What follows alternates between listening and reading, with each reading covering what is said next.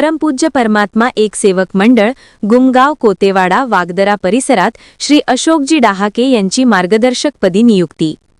मानव धर्माचे व परमपूज्य परमात्मा एक सेवक मंडळाचे संस्थापक महान त्यागी बाबा जुमदेवजी यांनी स्थापन केलेल्या मानव धर्माचा व परमात्मा एक या समाजाचा प्रचार प्रसार करण्याकरिता परमपूज्य परमात्मा एक सेवक मंडळ नागपूर तर्फे गुमगाव कोतेवाडा वागदरा परिसरात श्री अशोक हरिभाऊ डहाके यांची मार्गदर्शकपदी नियुक्ती करण्यात आली आहे।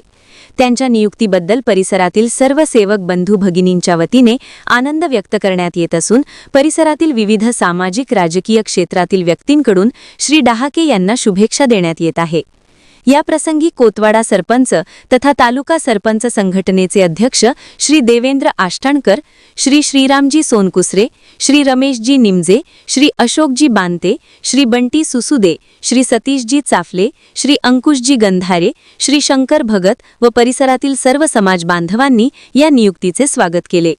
यावेळी श्री अशोक डहाके यांनी समाजात पसरलेल्या व्यसनांना आणि अंधश्रद्धांना दूर करण्याकरिता सर्व सेवकांना सोबत घेऊन व्यसनमुक्त समाज घडविण्याचा माझा मुख्य उद्देश राहील असे मनोगत व्यक्त केले।